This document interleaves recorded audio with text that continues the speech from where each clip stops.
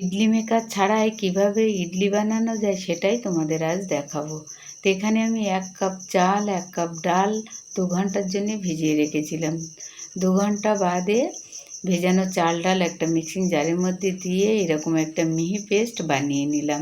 এবার একটা পাত্রে ঢেলে নিয়ে ভালো করে ফেটিয়ে এটাকে 4 ঘন্টার জন্য আমি রেস্টে রেখে দেবো। ততক্ষণে একটা চাটনি বানিয়ে নেব।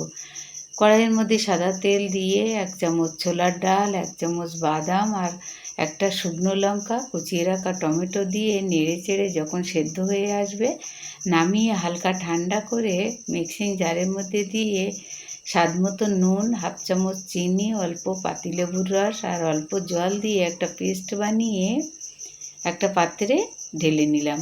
এবার সাদা তেলের মধ্যে একটা শুকনো লঙ্কা, কালো সর্ষে আর কারি পাতা দিয়ে ওই পেস্টের মধ্যে দিয়ে মিশিয়ে নিলেই চাটনি রেডি। এবার 4 ঘন্টা রেস্টে রাখা চাল ডালের মিশ্রণের মধ্যে স্বাদ মতো নুন, 1 চামচ বেকিং পাউডার, অল্প জল দিয়ে ভালো করে ফেটিয়ে আপ্পাম প্যান গরম করে ওর মধ্যে একটু তেল ব্রাশ করে ব্যাটারটা অল্প অল্প দিয়ে 10 মিনিট ঢেকে রান্না করে নেব। 10 মিনিট বাদে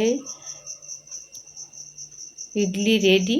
তো এইরকম ইডলি চাটনির সঙ্গে খেতে কিন্তু দুর্দান্ত লাগে। তা ভিডিওটি ভালো লাগলে লাইক, কমেন্ট, শেয়ার করবে, চ্যানেলটিকে সাবস্ক্রাইব করবে। ধন্যবাদ।